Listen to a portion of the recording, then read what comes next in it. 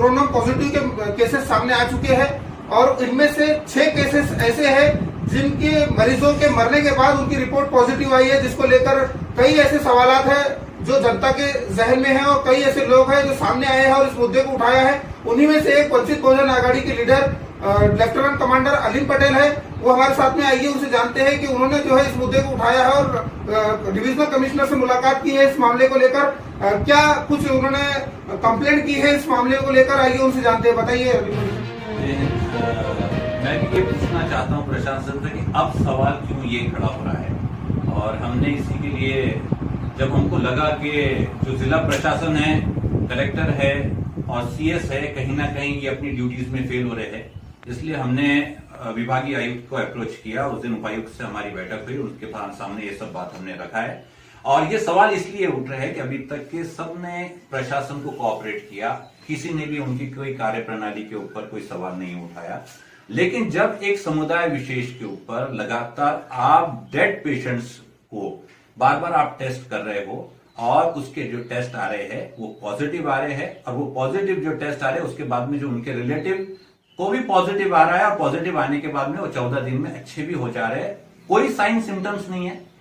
6 जो डेथ्स हुई, अगर मैं उसको आपके सामने रखूं, 6 डेथ्स के अंदर कोई साइन सिम्टम्स नहीं, कोई ट्रैवलिंग हिस्ट्री नहीं। हाँ, ये जरूर है कि उनकी पास्ट हिस्ट्री जरूर थी कि जो पहला पेशेंट था, मैं नाम लेना नहीं चाहूंगा, आईसीएमआर की गाइडलाइंस है, भले ही यहाँ जितने पत्रकार है, चाहे वो कलेक्टर क्यों ना हो, उन्होंने आईसीएमआर गाइडलाइंस का उल्लंघन किया है। कभी भी पेशेंट का नाम नहीं लेना चाहिए, उसका समुदाय विशेष का नाम नहीं लेना चाहिए।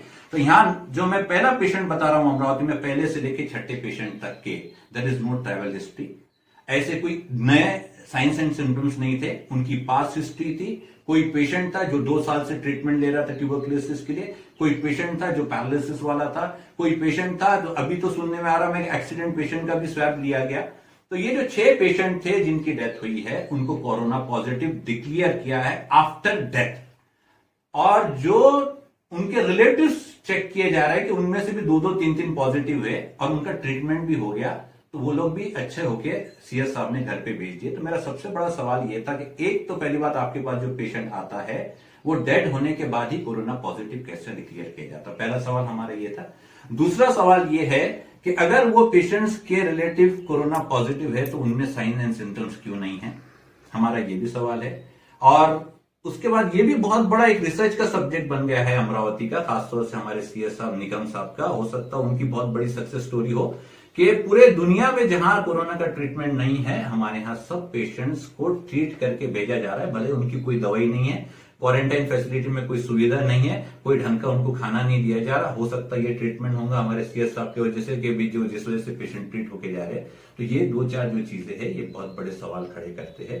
पहला कि डेड पेशेंट होने के बाद ही आप रिपोर्ट क्यों लाते हो और पॉजिटिव क्यों होती है। दूसरी, जो पेशेंट पॉजिटिव हो रहे हैं वो सिर्फ डेड के रिश्तेदार ही क्यों है। तीसरा, अगर महानगर पालिका 1 महीने से ग्राउंड पे काम कर रही है, सब चीज चेक कर रही है, तो अभी तक उनको साइन एंड सिम्टम्स वाला पेशेंट क्यों नहीं मिला और उनके तरफ से कोई भी कोरोना पॉजिटिव रिपोर्ट क्यों नहीं किया गया। क्यों एक सिर्फ सोर्स जो है वो डेड पेशेंट का है और एक ही समुदाय का है। सबसे बड़ा सवाल ये है, समुदाय में अविश्वास पैदा हुआ है कि भाई अगर हम कोऑपरेट कर रहे हैं हर चीज के लिए, लेकिन अगर ऐसी ही रिपोर्ट आएंगी तो कहीं कोरोना तो ऐसा नहीं है कि एक पर्टिकुलर समुदाय का उसने कॉन्ट्रैक्ट ले लिया है कि मैं इस पर्टिकुलर समुदाय में हूं, ऐसी कोई रिसर्च नहीं है, कोई ऐसी थ्योरी नहीं है। तो हमारा ये सवाल प्रशासन से है कि इसमें जल्द से जल्द करेक्शन किया। दूसरी बात कि पहली बात तो ये है कि हमारे पास में टेस्टिंग किट्स नहीं है, हमारे पास में लैब फैसिलिटी बहुत कम है। अमरावती में अभी तक लैब खुला नहीं है। मैंने 1.5 महीना पहले इसका प्रश्न उठाया था, मैंने लैब के लिए डिमांड दिया था, लैब नहीं है।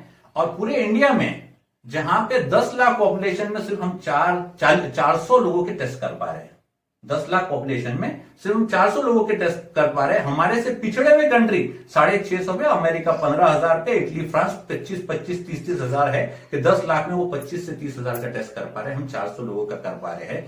तो आईसीएमआर और डब्ल्यूएचओ ये बोलता है, खासतौर से डब्ल्यूएचओ का गाइडलाइन है कि सबसे पहले जो पेशेंट जिंदा है उसको बचाया जाए, ना कि मरे हुए पेशेंट्स के ऊपर आप टेस्ट कर रहे हो। दूसरा खास बात क्या होगी कि महानगर पालिका के एरिया में कोई भी पेशेंट की डेथ हो रही है मुस्लिम समुदाय के, तो वहां जाके ये टेस्ट ले रहे हैं, चाहे वो ओल्ड एज से पेशेंट मरा हो, या वो किडनी फेलियर से मरा हो, या एक्सीडेंट से मरा हो, या और कोई कारण से मरा हो, तो आप वहां जाके आप उसका टेस्ट ले रहे हो, स्वैब ले रहे हो। तो दूसरा सवाल समुदाय में ये भी आया कि पिछले 1 महीने के अंदर 211 मौतें हुई है दूसरे समाज की, तो वहां क्या टेस्ट लिए गए? अगर आप ये कहो कि हम स्टेज 3 में आ गए तो भी हम एक्सेप्ट कर लेंगे, आप रैंडम किसी का भी टेस्ट कर सकते हो। अगर आप स्टेज 3 में है तो 211 जो लोग बिना टेस्ट के उनको जो उनकी अंतविधि हो गई तो उनके टेस्ट क्यों नहीं कराए गए? हो सकता है कि वहां पे भी आपको बहुत ज्यादा पेशेंट मिले और पूरे अमरावती के अंदर कोरोना का बहुत बड़ा कहर हो सकता है, सब समुदाय में हो सकता है और प्रॉब्लम आ सकती है सब में। तो ये सवाल के लिए हम डिविजनल कमिश्नर इसका डॉक्टर साहब ये बताइए इसका हल क्या हो सकता है, क्या आपने डिमांड की है वहां खास तौर पर? तो ये है कि देखिए, पहली बात ये है कि जो समुदाय विशेष के अंदर अविश्वास आया है, जो कोऑपरेट कर रहा था, सब चीज कर रहे हैं और अभी भी कर रहे हैं, तो वो अविश्वास प्रशासन ने दूर करना चाहिए। इसके अंदर कई जैसा डिजास्टर मैनेजमेंट का जो एक्ट है वो ये कहता है कि आपने जिला स्टेट कमेटी से लेके तो जिला लेवल तक आपने कमिटीज बनाना चाहिए। पहले कलेक्टर ने कमेटी बनाना चाहिए, उसमें हर समाज के लोग लेना चाहिए। सेकेंडली जो टेस्टिंग का जो प्रोसीजर है, जो कोरोना की जो लैब टेस्टिंग की जो कमेटी है, उसकी कमेटी स्थापन की जाए और उसमें खास तौर से जिस समुदाय विशेष का यानी मुसलमान समाज का अगर विश्वास टूटा है तो उनके 2 स्पेशलिस्ट डॉक्टर उसके अंदर आप वो करिए।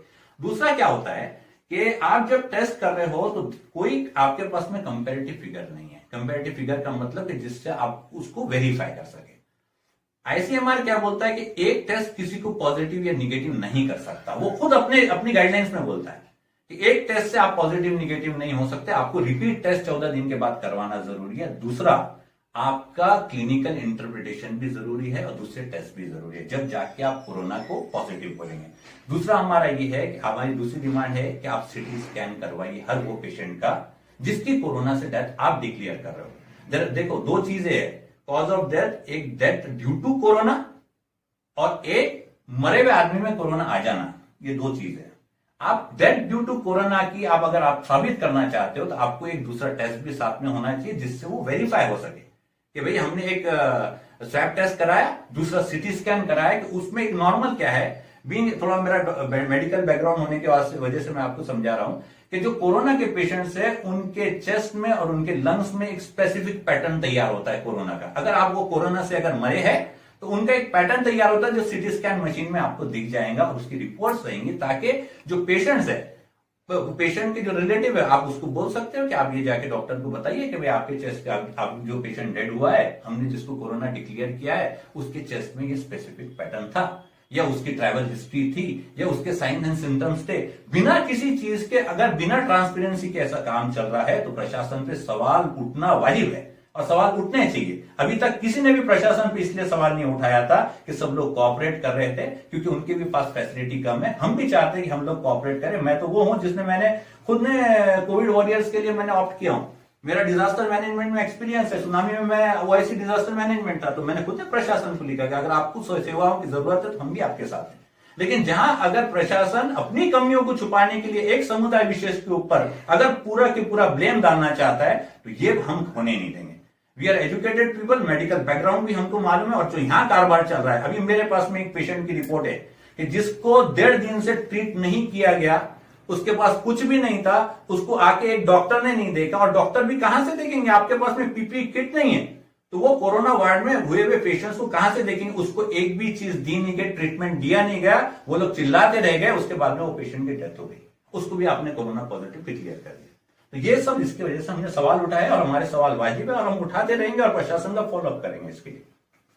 तो ये थे डॉक्टर अलीम पटेल साहब, जिनका कहना था कि कहीं ना कहीं प्रशासन ने लोगों का भरोसा खोया है, जिसकी वजह से लोगों में दहशत है। कैमरा पर्सन साहिल के साथ मैं कमर काजी, न्यूज़ 18 अमरावती।